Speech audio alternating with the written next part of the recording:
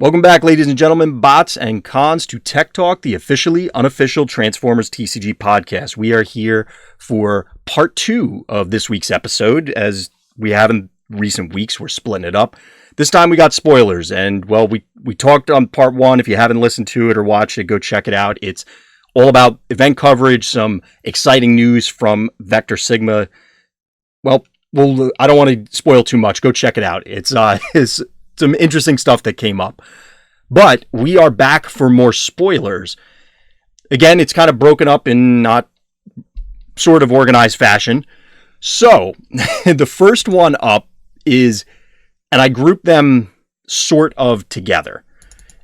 That is our new legend-size Firecons, who, Scott, did you have a clue who any of these guys were coming into this? I remember that the toys existed. I just didn't know they were like even a named quote team, or if you were to tell me what their names were, no clue. So it's funny because Sparkstalker in particular, because of the comics, like he actually had, like, there are scenes that call out to him, like Sparkstalker gets married in one of them. Sure. But for some reason in my head, I always heard Spark Eater, which I don't remember if you read the comics for that, but it's kind of like a monster in the Transformers universe. Like, it's a bedtime story nightmare thing. Did you get up to that point? It's not like that, because I had that guy that was like a two-headed dragon. It's not like them, though, right? Are you talking about? No, it's not like a Monster Con, if that's what you mean. Not the Combiner team. There were also these other guys that had like one was like a Fenris Wolf. Oh yeah, like Weird Wolf and Twinferno and them. No. So the Spark Eaters, as opposed to Spark Stalker, who I was confusing the two myself. The Spark Eaters were something, as far as I know, just in the IDW comics. And like I said, he was kind of a boogeyman. That there was a big storyline about them, so I don't want to spoil that for anybody. It actually was a cool storyline, but anyway, enough digression, Transformers lore. So the actual Firecons, like you, I didn't realize they were a team. Like, I saw Cindersaur on shelves. I don't think I ever saw Flame Feather or Sparkstalker. But as far as cards, I kind of lumped them together. What are your thoughts on these guys, Scott? So until they spoiled the tribal card, tribal utility, I didn't think that playing them as a team was necessary, even though what is he, like a bird of some sort? I don't know. What do you want to call him? I guess a griffin. That's to fair. me, he looks like a griffin, but it's not quite. That's Flame Feather, for anybody wondering. Yeah. So he's the defense guy. Yeah, so like he's the only one that really has an inherent ability that helps the team by giving all of them bold 1, I think, to end the turn. When you flip to this mode, each of your Firecons gets bold 1, into alt mode. Right. So, but the others don't have any abilities that really matter for being part of the team until the utility came out. Right. So, I think they're all very good cards on their own. To see play in various, obviously, aggro decks, because they're just powerful. So, like, we could start with that one. Like, you basically have a built-in. It's even better than inverted, because like your blues and your oranges will both help him. Right. He effectively is going to have, because of that, it provides something unique that aggro decks typically don't have. Like, otherwise, which is like 3 defense or whatever. Yeah, and he has 11 health, so it's not insignificant. Like, your opponent's going to have to make some sort of an effort to actually get to this guy, even if you're playing orange, I think. Right, if you're playing Bashing Shields, or if you're playing even Improvised Shield on him, like, it makes it. Yeah, that's actually, that's a good point. So, and hilariously enough, the Improvised Shield flipped on defense is now a security checkpoint or a handheld blaster. Right. I mean, this guy's insane to me. Like this is just an ability that like is warranted, and like, I mean, it's expensive star cost wise for like what you're getting on it, like in an aggro deck situation, but like, he can certainly take hits. So that's what I like about him. Specifically, like, I think he's just a powerful ability in that type of deck. I think the best one is the damage one. Let me guess. Yes. You don't say. Who saw that one coming? It's a heavy, but his flip is also the most relevant too. Yeah, play a free action. Yeah. Oh no, never mind. His flip is the worst one. My bad. Cinder Soar, when you flip to alt mode, lets you play an orange action. Yeah, that's the worst of the flips. The other guy is the bashing shield, which is the best one, right? So here's the question, or I guess the question a lot of people are going to want to ask is, so he attacks for 7 because presumably you put like a flamethrower on him. The notable thing is that on him, but sure. What was that? I probably put like something better, but sure. Well, just in order to get the bolt too, so that you can get the trigger, is where that's where the question is leading to. Is doing that enough because you get the trigger? Oh yeah, for sure. So because you get to damage a different character than you're attacking, and that's the key component. Yeah, where I was. Right. That was kind of leading the witness, I guess. So the point of Aggro Decks is one of the downsides of Aggro Decks is that if they go first, the first attack isn't always necessarily relevant. Mm-hmm. Like what makes Insecticon so powerful is that you get to attack with Shrapnel first, and then he's also relevant on defense, which you get to do in this situation as well. Now you have a guy that can also defend effectively. This guy allows you to, so say you damage some guy, whatever. They usually don't attack back with that guy unless he's just going to auto die to something else. So they usually don't attack back with that character that was targeted. Typically, it's just the way the play pattern plays out. So they attack with somebody else, but it doesn't mean that they don't ever expose the original guy you attacked. So when they're eventually forced to, this guy can continue to damage that same exact target. So like there's chances that you can get like free kills out of nowhere almost because you're just doing damage to guys that are not necessarily the targets they want them to be. Even if you have obviously he can attack the guy because they're tapped, but like you might just be able to kill 2 guys probably relatively easily if you pack the rest of the deck with direct damage. So like this guy is really good to me in various builds. Now, have you already run the numbers? So I called out Flamethrower mostly because it was like the first thing that gave bold and is orange off the top of my head, aside from what we're staring at, the Firecon Flame, the tribal card.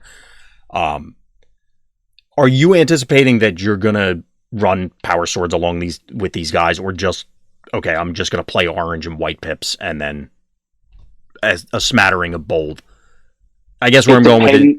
Oh, God. It depends if there are that give you focus as an action or an upgrade. Mm-hmm. Focus. It definitely skews things for sure. Yeah, is what allows you to smooth out like getting rid of the Power Swords on attack when you to like if you play 3 treasure hunts, you're just gonna have a better chance of actually playing it. So like once it's in play, you don't care. Like, the math supports Power Sword being in play over Flamethrower. Just in general, in the deck, it doesn't support it as much. But like, if you're willing to like, which you should be, like play a bunch of treasure hunts, and there are other abilities that allow you to make use of getting it out of the way when you don't want it, then Power Sword is going to be more viable here. Yeah. But if his survivability is lower for whatever reason, the big target on his back, it's just as good to just run Power Punch anyway if he's only going to get in there for a certain number of attacks anyway. Right. So I don't know yet. It depends on like what that situation is. I mean, clearly you're going to play Supercharge. I'm sure you're going to have to play Flamethrower because, except for the guy that the defensive one, like the other one, you want to get through. I think it's 3 oranges, right? Or is it only 2? To the draw 2 guy, yeah, it's 3 oranges. Yeah, so you're going to want to. He's not as good. There's nothing wrong with drawing 2 cards. He's just not as good because I just don't like drawing cards like at the end of your turn. Just isn't as important. Of course, you'd rather have them when you can play them, right? Yeah. But what he allows you to do though is do this like I'm all in on him. Like you're like I flip the defensive attack, whatever. I do my damage. Then I flip this. Then I go all in to make sure my draw 2 cards guy gets a bunch of damage in and draws me 2 cards. Okay, now by the time the last guy attacks, I have the same number of cards I had in my hand when the second guy attacked, +1, and now I can go all in on him as well. Yeah. So I think they're very powerful. It's different than having like a 4-wide Insecticons or like a 3-wide Sentinels, so I think it'll play out differently. But I think they're powerful. I didn't think it was going to necessarily be a buy because I didn't think you needed it, but things have changed given the tribal card. But as well as like, I just think it's something you can do anyway. Yeah. The only negative I think they have is that they all want to attack and pretty much always be in bot mode. So like you have to use a lot of flips as throughout the course of the game, like especially when they attack the first time, they all want to be attacking in bot mode, which means you're really not going to get the ability to like do some of these flip back effects until the second go around. And realistically, again, they always still want to attack in the other modes. But to your point, a lot of them, I mean, yes, the bold matters because obviously not all of them, but 2 out of 3 care how many oranges you flip on attack. The other one pops armor, which is relevant. The third one is the brainstorm for orange, and I guess that remains to be seen whether that's important in Firecons as opposed to, I'm sure there will be plenty of attempts at making it, a brainstorm effect somewhere else. Sure. So aside from those scenarios, I agree with you that they all want to flip, but they aren't losing any defensive stats across all 3. Like they're 2-2, 2-2, 1-1 on both sides. So I don't think it's the end of the world. No, I agree. My main concern, as strange as it may sound, is just press the advantage. It's another Decepticon team.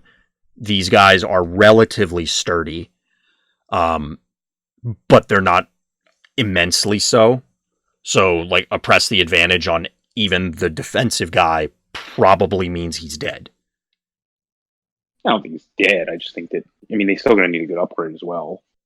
Yeah, it's not like, oh, well, Flame War wouldn't work, but, play it on random random aerial bot, unless it's the wheel turn and then they're getting multiple attacks in plus other burn. I think it's something to be cognizant of. Just the existence of press the advantage influences, at least for me, whenever I see Decepticons, I'm like, oh, that would be really fun to play, but oh yeah, there's press. And I have to be aware of it as I'm building stuff or playing. That's fair. I think the damage one is just powerful enough to see play universally, so like I think you can get around that. And I think the utility just does so much work. It's just not. No, I agree with you. This is a team that actually has me legitimately excited to just play them. Although I could certainly see, like you said, the damage guy outside of this.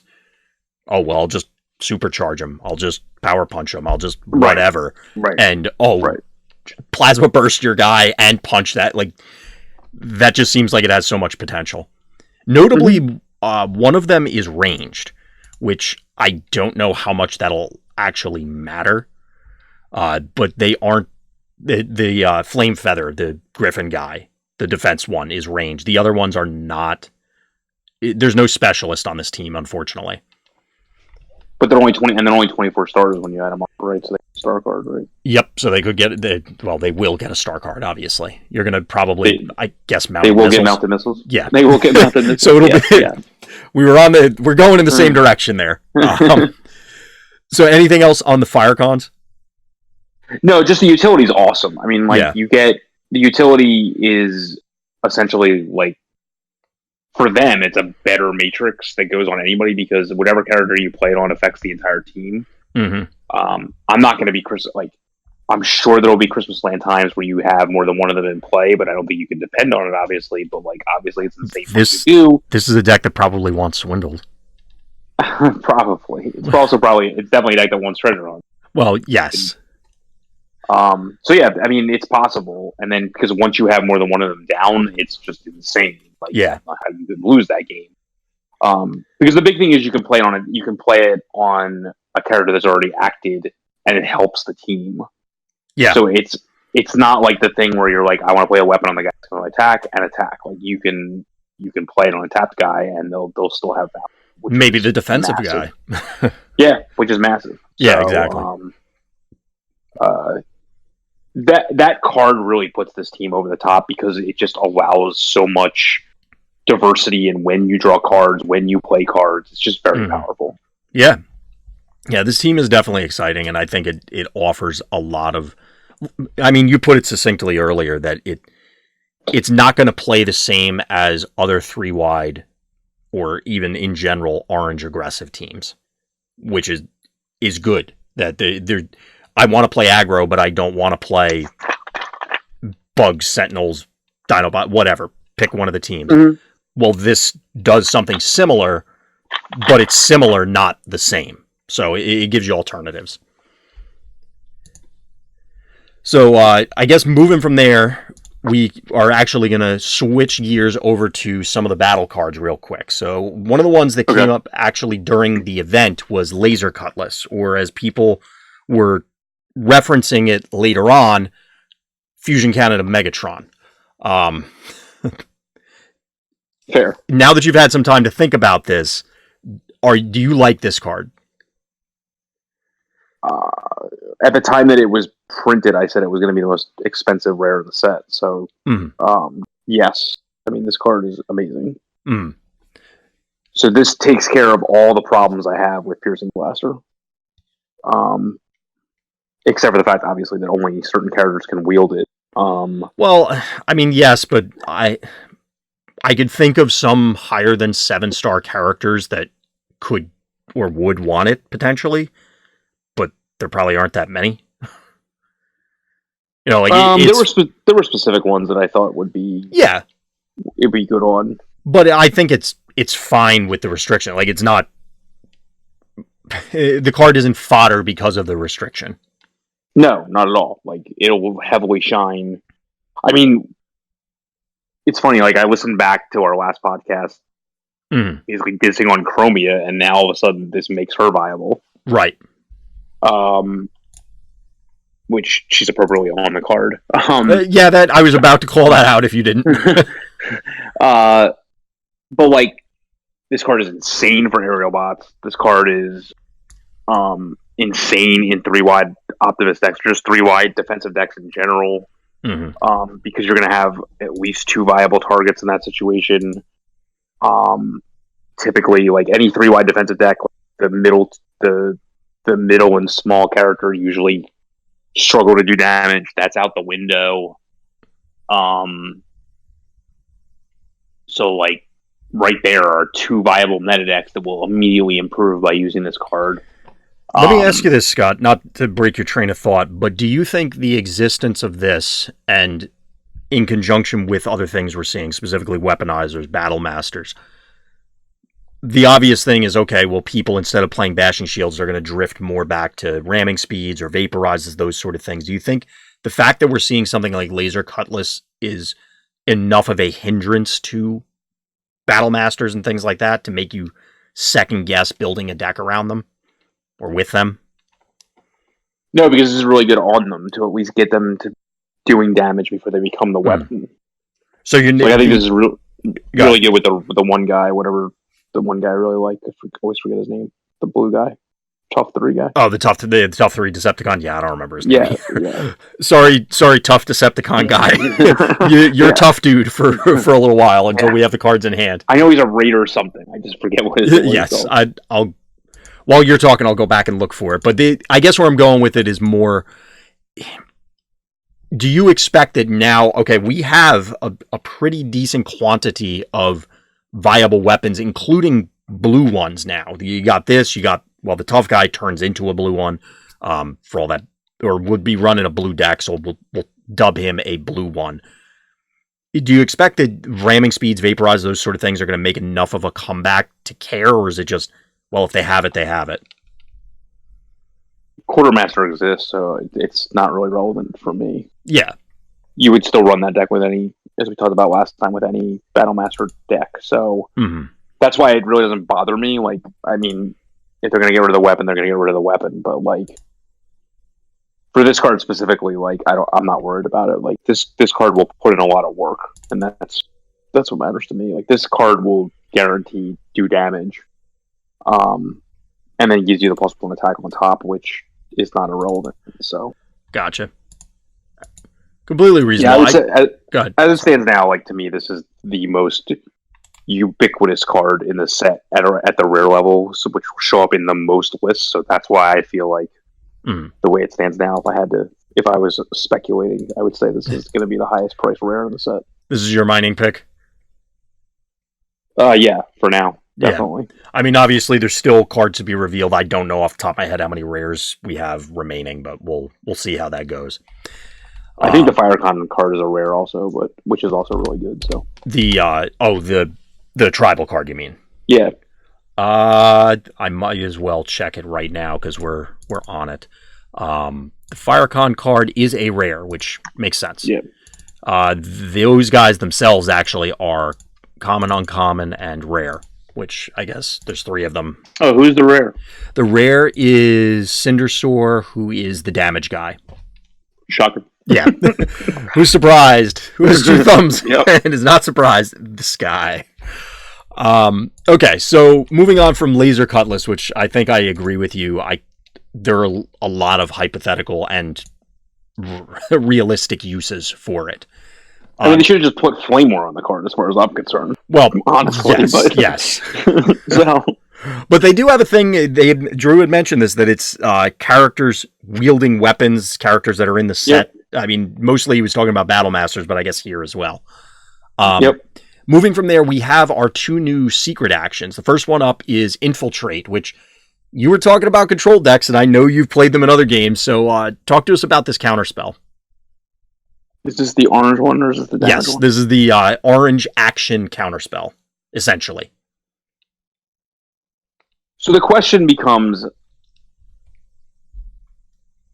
can you afford to just run, I mean, without the use of Cyborg, can you just afford to just run? How many of these can you afford to run in your deck? Mm-hmm. And I don't think this card can see just universal play without a metagaming. So if we were in this metagame right now, I would certainly run more than one of it. Well, so let's assume there is, because Mark had actually brought up and kind of beat me to the punch in the Vector Sigma Discord when this card was revealed.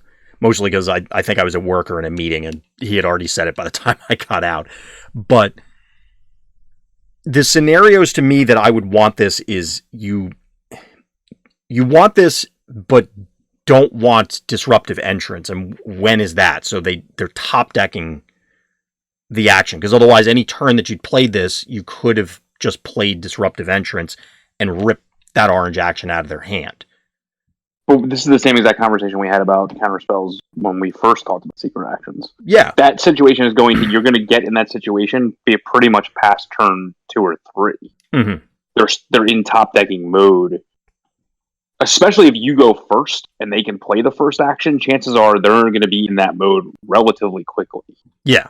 So if throughout a long game where you're playing the control deck, you're going to be in more situations like that than the disruptive entrance situation, in my opinion. Well, the other scenario that I was going to propose, which I don't know if it's necessarily more relevant, is that so you need to protect your major character.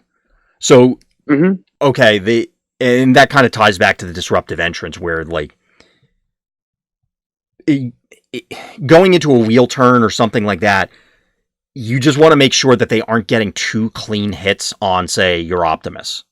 You know, like you have to get in, they're going to attack it, and then, you know, either they'll get another attack later. You just don't, you want to make sure that that guy is protected, and this accomplishes that. And it'll protect it from that hypothetical top deck of whatever the orange action happens to be, to minimize the attack. So it has purposes. To your point, outside of shockwave stuff, I guess, again, it'll be a meta call to see, do you really want this? But this card's really, really good with Shockwave. Well, because he discards cards from your opponent's hands. He puts them in that situation exactly more quickly. Right.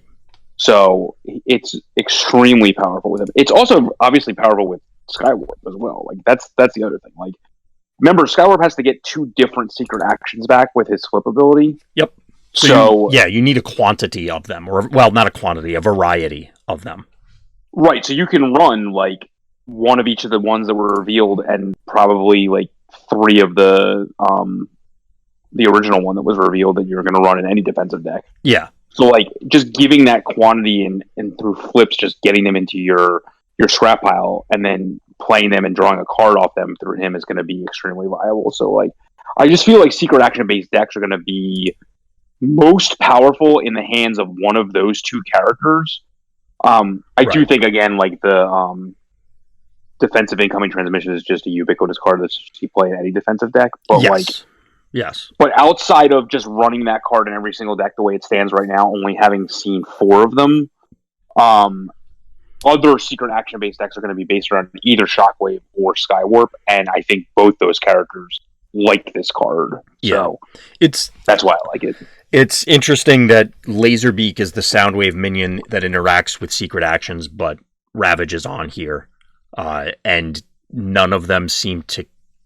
I mean, they might want this effect for the reasons that we were saying, to protect Soundwave or protect, whoever on a given turn. But they don't have, as you said, with Shockwave, the ability, at least right now, to rip apart your opponent's hand and then push them into this scenario. Right. Which is unfortunate, just because I'm always looking for more excuses for Soundwave. But anyway. Any other things for Infiltrate before we move into Take Cover? Nope.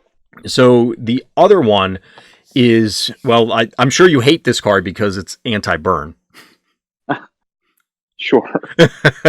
There's a theme we have to stick to. It's part of the requirements. So do you feel that this one is actually good enough? If you're playing in my metagame, it's good enough. Yeah. If you're playing it universally, I assume it's still good enough. I feel like One Shell Stand should be in more decks in the next set because of Battle Masters. So if you look at, because you want to be damaging your guys for value to put them into the weapon mode. Mm-hmm. This card really hurts One Shell Stand because you still take 3 damage on your guy and your team doesn't take anything. So yeah, that's gonna feel real bad. So, this card does what it's supposed to do. I just don't know that it's white, right? Not blue. No, it's blue. Oh, okay. Again, I think that the 2 decks that were based on secret actions with Shockwave I wouldn't run too wide, so Shockwave or Skywarp should run this as a one of as it stands right now.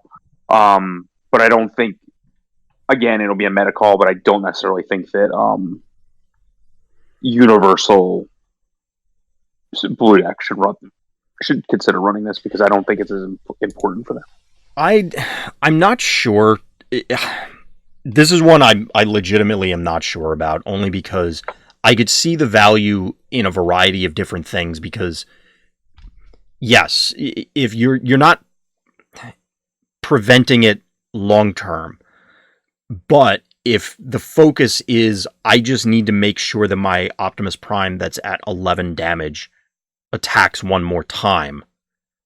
Okay, send out somebody else and this blocks for you. And I don't know if there are enough scenarios that couldn't just simply be covered by playing it properly. Is this a crutch, or is this actually, he gets damaged enough in a reasonable way that I can't do anything about. I'll play this to just buy that one more turn. And does it buy that one more turn? Because as you said, the One Shell Stand should probably see a lot more play, or Plasma Burst, or pick a burn spell. Well, One Shell Stand should see more play because of Battle Masters. That's the point. Well, yes. Going forward, clearly, yes. Yeah, but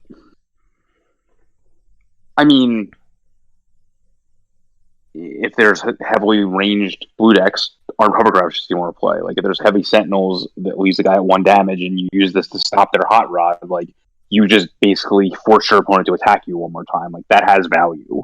Yes, I agree. Yeah. Yeah, I think what you're saying, I'd have to see it play out. I don't think you're wrong in what you're saying. And I agree. I don't know if it's something that holds water. I would want to see an actual game with it, but it seems reasonable. I'm not disagreeing. It may quote be a win more, but at the same time, like I think again in the two decks that are going to want to play it, it's a fine one of to have for certain situations. Exactly. Yeah. In those decks, I expect to see these. I think the real question, as you were saying, is whether it will make an appearance outside of those shells, and this is something I don't think I can call at this stage. We'll have to wait and see how it shapes up. That's fair. So those are the three battle cards, unless I missed something again, which is entirely possible. No, I don't think so. I think that's all. So now we're back to characters, and we'll wrap it up with those four. So the first one up is Raider Ion Storm, who is Nemesis with Debilitating Crystal. Sort of. He's gigantic, right? Yeah, he's 7/14/3 with a blank text box in alt mode, but I mean, maybe that's fine. Like 3 defense and 14 health takes a long time to chew through. Again, assuming you're playing in a blue shell. It's a plane, somebody had mentioned it in the Discord, it's a plane that is not unhappy to just attack in alt mode. I mean, obviously you don't get the debilitating crystal effect from the bot mode, but maybe that's just not as important as living forever. Or effectively forever for this guy. I don't know. You'll definitely get the bombing run with this guy, for sure. Well, I mean, that's the thing, is I don't know if this is what 3 wide planes wanted. So you're this guy, Thundercracker aerial bot / whatever the 2 new things are. Starscream or... Starscream or the green, whatever Decepticons from the new set, from the set. Or the Windblade from the Star and the Starscream from the Star. Yeah. But... random 5-star plane that you probably, they're just there to fill out stars, effectively, in a lot of cases. Yes, you should be able to bombing run and turn it into a plasma burst, which I think is reasonable. But I don't know if that's necessarily what planes was missing. Maybe it is. I mean... I guess as a control deck, I think the Nemesis argument is there, but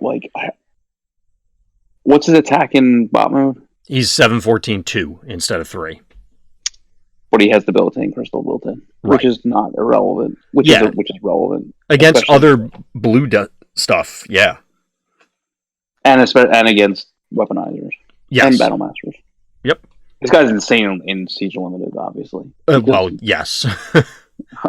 It seems like that's a theme. Like, here's a big block of stats. You probably want to open this guy in Limited. Yeah, this guy especially, though, because of the way that he interacts with Battle Masters. Yes, for sure. Absolutely. I mean, I'm always up for a good excuse to try planes myself, because I really do like bombing run, and I'm not looking to, play 5 wide and bombing run for 5 and do silly things. I'm more, I guess, the more reasonable take of I just want it to be a plasma burst and then play essentially 9 plasma bursts. I mean, I guess I don't know if that's good enough, though. That's the problem. I don't think it is. I don't think he's good enough, just because I don't think characters like Nova Star see play or things like that. Yeah. But I don't think he's bad for being relatively vanilla, and I still think Crystal's powerful, so yeah, there's a chance he might see play, because I don't think he's that bad. I just think that when you're getting into those star costs, you're talking about building the deck around those kind of characters usually, right? And he just doesn't do anything unique enough and have his abilities that are build around me. Yeah, that I think it's that big of a deal. I agree, and that's kind of where I am with him. It's okay, I could build a plain deck with this guy where I could go 1 more star and play Optimus, or even if you went to Nemesis, you get a more interesting ability. It's a big block of stats, And maybe that's good enough. He does, because the attack is so high, and well, all the stats are so high that it is on that threshold of, okay, maybe it's just good enough to be a giant beat stick. Like I said, I'm always up for a good excuse to try planes again, but I'm not gonna don't anybody interpret that as, oh yeah, planes they're coming back. Wave 3 is what's gonna do it. No, I don't know. I'm not going to hold my breath on it, but I'll give it a try at some point. It's fair. So, moving from there, we have General Megatron, who is doing his best to try and bring back tanks. So no, that's not what it's about. Sure he is. Come on. It's just like the last guy. He has the tag. He has to be in the tribal deck. You're not allowed to play it anywhere else. Ever. For any reason. Sure. He's actually pretty cool. So I picture his flip to alt is probably going to be Dark Mount, just so you don't have to discard cards. So again, Plasma Burst. I think that's reasonable to achieve, and every once in a while you'll live the dream, and one shall stand somebody for free.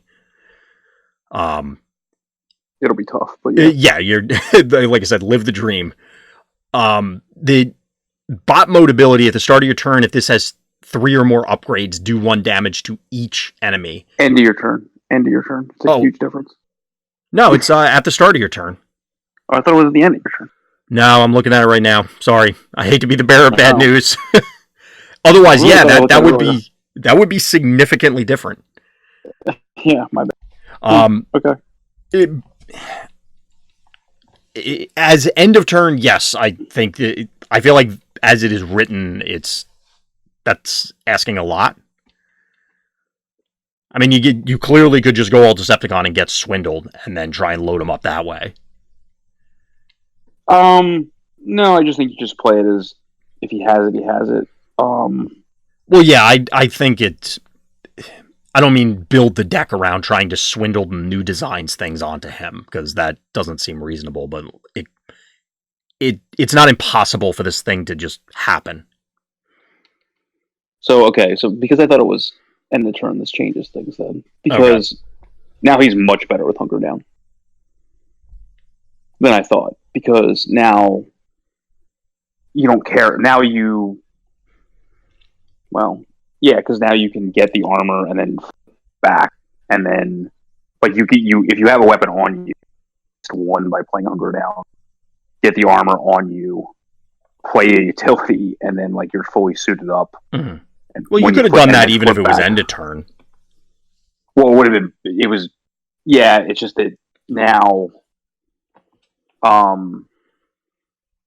don't know. It's more active, I guess. You have more time. You don't have the time. You have to be in that mode to get the damage off. But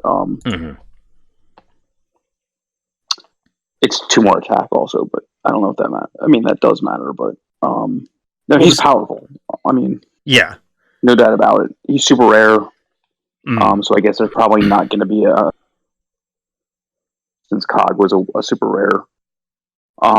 Yeah, we talked about that offline. I could see them moving the Decepticon COG brunt that is into the other set to split it across, because otherwise either they're going to have an odd number of super rares or a lot of super rares, and it just feels like 6 would be too many.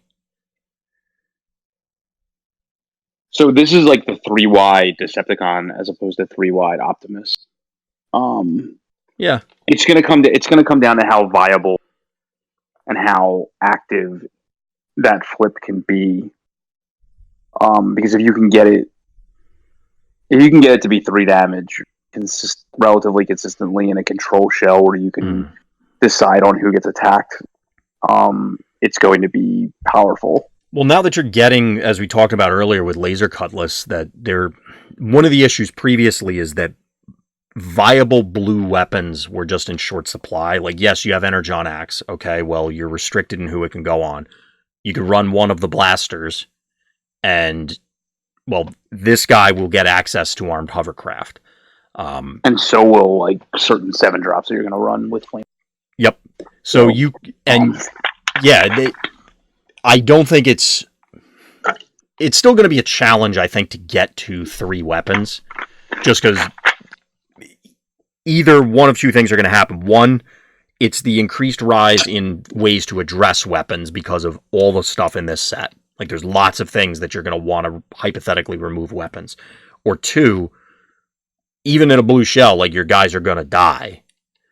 So it may be a challenge to have 3 targets to drop 3 weapons on. But I mean, even if it's a plasma burst, it's still really good. Yes, that's why when I said earlier that as a repeatable plasma burst, I think that's reasonable and expected. Yeah, I just wonder how much the strafing run ability is going to matter. But I mean, you're going to have to be in that mode at times.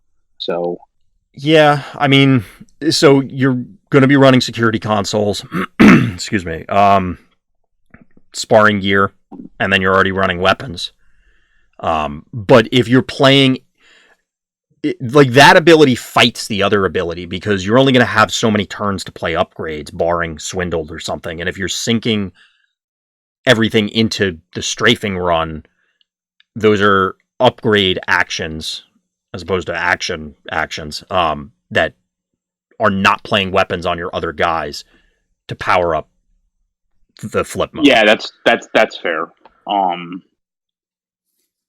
Yeah, I mean, like, I think maybe it'll come down to matchups. Like, you want the spread against certain things, but you want the bolt against other things. I don't know how that. Like, I can't think of a good example off the top of my head, but maybe that's how it'll be. Combiner teams and stuff like that. That's reasonable. I don't know. I like the guy. He's definitely something to build around. He notably has similar but slightly larger stats than the Wave 1 Megatron. So he has one more health and an extra defense in alt mode. So maybe this time, guys. Yeah. Because I really wanted the original Megatron to work, the rare Megatron, obviously. And I just could never get him to work. And I still am a little concerned that the fragility might still be there. But it's no different, like you said earlier, than, okay, well, this is the purple version of 3-Wide Optimus. Yeah, I mean, I'm going to look heavily at any damage-based ability, so... Well, of course. Yeah. As you are wont to do. No, I do actually like this guy. Like, I think this is completely reasonable, and it's something that's worth playing into. So comparing it to the initial Megatron, the initial rare Megatron, that one, great. I have 17 attack. Well, until Steamroll showed up, that's all sinking into one guy, and it's a concept that you bring up a lot, Scott, of just overkilling things. This allows you to get at those other guys that either they're trying to protect or just splitting extra damage, getting, air quotes, free damage from things, as opposed to having to go tall and just Hulk smash one thing that's 90% wasted. Yeah, agreed. It helps you catch up in scenarios where you might not otherwise, or get ahead in scenarios you might not otherwise. So, yep, agreed. So anything else for Megatron before we move on to Blowpipe? No. Okay. Good there. So, Blowpipe and his Battlemaster mode of really, really, really long weapon name. Sure. I didn't realize how silly some of these names were until I actively, like, somebody called it out in the Discord, and I'm like, wow, you're not kidding. These are a little silly. In bot mode, he has Focus 1, but in his weapon mode, when the upgraded character attacks and you flip battle cards, it gets +1 for each different color among battle icons you flipped, and it has no base attack. So, since it doesn't give you focus, and unfortunately the weapons don't grant the tribal tag, so, like, you don't get ranged because you're holding this guy. I guess you can count on maybe a +2. Like, isn't the promo guy just better? I was about to say, like, is this guy your worst Battlemaster right now? Yeah, I mean, if you're gonna play a 5-drop Battlemaster, the one you get for playing in the release event is just better, because both of them want to be playing multiple colored pips, so, like, both of them want to have as many different colors as you possibly can, and, like, the other one, the only requirement is if you flip more colors than they do, you get +2, so you go from 2 to 4. Here, if you flip more colors than they do, you may not get to that. Yeah. So, I don't know. Like, the other guy's just better. Like, if there wasn't the direct comparison and he was the only 5-drop Battlemaster, it might be a different story. But like, having no initial attack. I just think I don't like this guy. It feels weird that he doesn't give you the Focus 1. It feels like that needed to be there at the very least. I don't think it would be enough. Because you'd still have to figure out a way to run 3 or 4 pip colors and have enough playable cards. But I don't know. Maybe if we get a whole bunch of new blue-black or I don't think we've seen any green-black or better orange-black ones. I don't know. I'm not excited by this guy. No, I'm not either. I just think the promo guy's just better. Yeah. And I like that guy. And then this guy's just like, whatever. Yep. So, moving from Blowpipe, our last one is General Optimus Prime. So he gives all the keywords. Well, maybe not all of them, but a lot of them. He's actually 11 stars. He's not a super rare, so we don't have the mirror with Megatron. But in bot mode, he has Bold 1, Tough 1, and Focus 1. Whereas in alt mode, he gives each of your other characters Bold 1 and Tough 1. That's a lot of stuff going all over. Yeah. What do you have to say about this guy? Huge fan of guys that give other guys help when they're not actively doing anything. It's like what we talked about with the Firecon utility card. And it's in the mode that, so you flip, get him with Optimus, flip him back so that he's in his higher defense mode, hypothetically. Or, you just never flip him, leave it there until you're ready to attack on the last turn. On your wheel turn. You do that. Because it's not an active flip, so you just leave him. You leave him in. Exactly. Ready to attack. Clearly attacking, he's nowhere near as good as Battlefield Legend. Well, it's hard to. That's a pretty tall order to fill.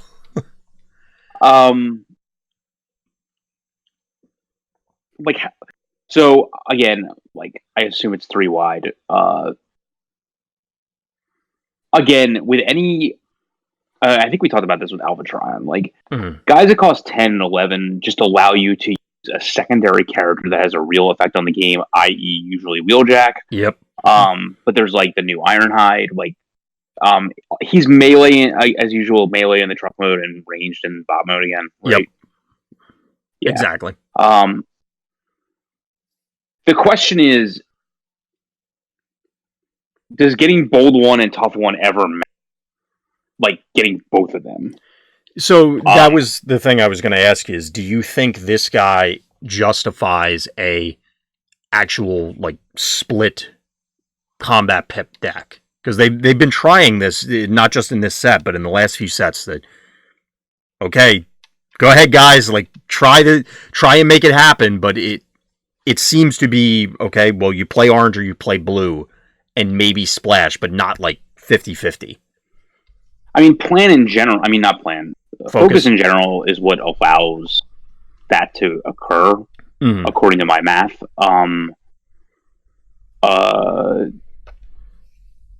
Not Battle Masters. What are they called? Micromasters. Mm-hmm. Oh, because you pitch either color to them. Yeah. So there's already other reasons to want to play those types of decks anyway. I don't think it's necessarily that. I just think it's whichever one slanted deck you're not going to be, it's just by the way, you also have this other thing, you also have Tough or you also have Bold. Mm-hmm. He has 3 defense, so my inclination is that he's going to want a defensive, and then you're going to be giving Bold, which again, to me, screams the 7-drop Battlemaster or, effects like that. So, because he wants the 3 blue and things like that. So, yep. In a defense, giving Bold to whoever's going to wield that is obviously going to be powerful. The only issue there is I don't know who your other 7-drop is that you're going to want to play in that situation. But yeah, well, you could fill stuff out with stars. If push came to shove, this 7/5 stars. Yeah. Hypothetically. I mean, we still have a lot of characters that remain to be seen, so there could be something else waiting in the wings. But I see where you're going with it. Yeah, I mean, like you have to find situations like that where, I want to have, tough most of the time. Obvious, because it's defensive deck, but where does Bold actually help me? Mm-hmm. I have thermal weaponry, or I was about to say thermal weaponry. Right, or I have that Battle Master. Like, I can just imagine situations where it's relevant, and that's where I feel like he has huge use. Again, anytime I'm going to get a use out of a character like a Flame War type ability, I'm going to like it. Yeah. So I'm a big fan of that ability. I just don't know if his, I guess his bot ability is good enough. I don't know. Stats, basically. I mean, but so is every card. Like, honestly, every card is just adding stats one way or the other, whether it's even Optimus, the only reason why Optimus is so good is because you can do direct damage to other characters, but ultimately, if you're just playing a leap, he's just a block of stats. So yeah, and that's one way to look at it. I think that he in the bot mode, because of some of those other scenarios you described, it's possible. I think the focus is going to be relevant. I mean, depending on what his partners are. And again, you can maybe get some of those star cards like what's the one? Something recon. The one that lets you flip 3. Oh yeah. Mm-hmm. So if you could the reason I bring that up is because it's a dual pip thing. So you depending on the partners, you get rollout matrix, that thing. Some number of copies, and that's maybe 8 orange blues. So, the bold and tough, to your original point, will, air quotes, always matter. So, I still think you're... I also forgot that he can just put Iron Blaster on him, which is obviously insane. So, oh, yeah. So if we're back to that, then the weapon thing, the weaponizer, the Battle Master thing doesn't matter as much. So, we're back to Wheeljack Flame War again, which just seems like an insane deck to me. So yeah, that's really bizarre. But like you said, thermal weaponry. We'll just go blues. We'll throw some thermal weaponries on these guys and call it a day. Yeah, or any of another, because he does a little bit of everything. So pick whatever your favorite is and go wild. if you played Hot Rod Flame War, this guy, your Hot Rod's gonna have tough 3 off the bat. If you played, that's the tough guy has flame. You're just with one flip, everybody but if you just flip Flame War with him, except for him himself because he doesn't give it to him. The Flame War and the third character both auto have tough 2 without playing a single armor, or anything. And that's just that's kind of ridiculous. It's Stunticon Swagger's time to shine. Sure. Well, they can play Laser Cutlass, and then they have lots of answers to your a million tough. It's Warpath's time, sure. Yes. What was I thinking? So, yeah, it's really powerful. Any ability that gives you this passive effect is just going to be powerful. I just don't know that. I have to see how the deck plays out in comparison, because again, like we said with others, 11 star characters and above are just centerpieces of decks. So yeah, your example of doing Hot Rod Flame War, because the Laser Cutlass now exists, so those guys will do something. They're not just going to mindlessly and pointlessly flail against your opponent. They can actually get something accomplished. I don't know. It feels like there could be something there. And then even if you're only running oranges for the sake of sparring gears or something, you can focus and bold to them. So this Optimus suited up with an Ion Blaster, that might be fine. I mean, and then you just grind them out because you're gonna have tough a gazillion. The situation right now, to me, like as it stands right now, I still can't avoid the Wheeljack Flame War thing, just because like those are characters that want the stats. Yeah. The other characters like with star cards and things like that, like you're just better playing Battle for the Legend. But like it's just the passive nature of it just make up so much of an advantage. That we'll have to wait and see. But I see a lot of potential with this guy. I just, I mean, there's even the possibility of like with a bunch of little guys, because like it's sort of like effects in other games that pump your entire team. So like, all right, you're desperately. Yeah, I was about to say, like, are you actively trying to avoid naming the cards? Yes, okay. I'm trying to actively avoid. That's fair. Okay, then I won't call it out. Yeah. So like, there's those situations.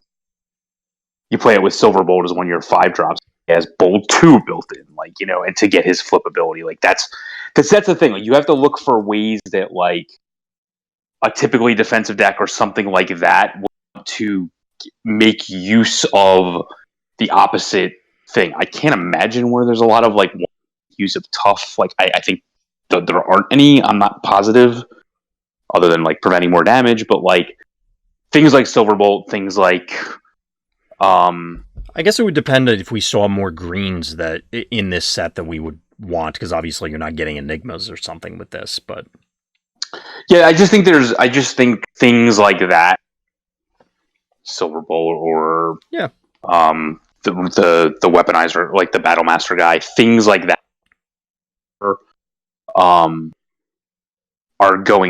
he's going to help those like passively. Yeah. If you want to play an aggro deck, like he helps the Firecon example. Well, like you can only run one of them, I guess, because you'll be at 19 at that point. He helps the one that matters. Yes. He actually helps the defensive one also. To be honest with you. So like, if you're gonna run him in an aggro deck, like you can run him on either side, even though he has the 3 defense. Because again, like it only matters how much he's attacking for when he's attacking, and he's going to have focus. So like you can run him in an aggro deck and give your whole team Bold 1. There's nothing wrong with that. Like I think that's a reasonable thing, because a 6 attack guy with innate Bold 1, and it will call it. I mean, it's not Bolt 2, but Focus 1 means you're digging closer to double oranges. So, right, and that's the way you need to play it in a one-sided deck. Yes. Yeah, one thing it isn't specific to this Optimus, but the Megatron and a bunch of other cards that, as compared to Rise of the Combiners, which obviously, as the namesake would imply, is focused around them. And we have seen other decks, so I'm not saying that, it's all combiners all the time. And, some of the decks are combiners like Sentinels, but not really combining. It feels as though these characters and a number of other ones that we have seen are opening up a lot more options and other decks, which is really cool to see. So like this Optimus, we've been talking about it. There's as many different directions to take him as there are keywords on here, at least. So yeah, I would agree, because you can go with direction. And which is what I really like. Yeah, the flexibility of, and I mean, when you sit down, if they slam down this guy, barrage other aggressive character, okay, well the bold is probably going to matter more than the tough in that build, or you can make an assumption on that. But you could have someone sit down at the same thing, like you said, with this guy, Hot Rod Flame War, and go, okay, well you're running the same character or the same focal character, but they're wildly different decks. Yeah, one thing to point out, which I don't think is by accident, is you can run fully suited up Ultra Magnus and this guy as a 2-character deck. Yeah, I think that probably came across in one of the design meetings at some stage. and because like this would actually make the ability also viable to flip the mini Metroplex thing. Yeah. So I think that's powerful as well. Yeah, it's a reasonable thing to talk about, because I don't know. I don't want to say people wrote Ultra Magnus off, but it was, well, he's a big dude, and okay, well, he gets his armor, maybe, but odds are it's not. Odds are it's going to get Bashing Shield, right? Exactly. But like you said, this is a scenario where, okay, you still have two reasonable guys, and like you said, hey, maybe that universal strafing run matters. Yeah. So, well, that'll do it for the spoilers for this episode. Anything stand out to you, Scott, or anything else you want to add before we close up shop? No, I guess I really shouldn't be shocked that there's a Megatron. So maybe I shouldn't have been, but like, I don't know, I still kind of was. I mean, they're evergreen characters: Megatron, Optimus, Bumblebee, and Starscream. We're gonna get a lot of them. Yeah, I mean, but I guess I was just expecting them in Siege 2 based on the way that I just assumed that like there was going to be a Decepticon weaponizer, so like, and that these guys were going to. But yeah, it's fine with me. I mean, whatever. Well, I'm curious to that point of, so will we be getting, because it sounded as though these sets maybe weren't, I don't think he explicitly said, Drew, that is, or John for that matter, that they were like designed, it was one big set and then split into two? No, it was. So are we going to get another set of these guys, or is this going to be the Optimus and Megatron, etc., for that big set, and they just said, okay, lump them all up front? There may be different rarity ones. Yeah, we might get a common one or something, I would suspect. Yeah, and side note, like, I really like the art on the Optimus. I kind of don't like the art on the Megatron, just as a side note. Yeah. He looks kind of like, he looks giant Japanese robot-ish to me. I don't know why. I don't like the Optimus alt mode, but I don't like it on the toy either. The Megatron art, I think, is the middle, like somewhere in the middle for me, with the common Wave 1 being the worst to me. Yeah, agreed. The rare Wave 1 being the best, I think. Yeah, it just looks too, like, I don't know, like Japanese Voltron robot type thing.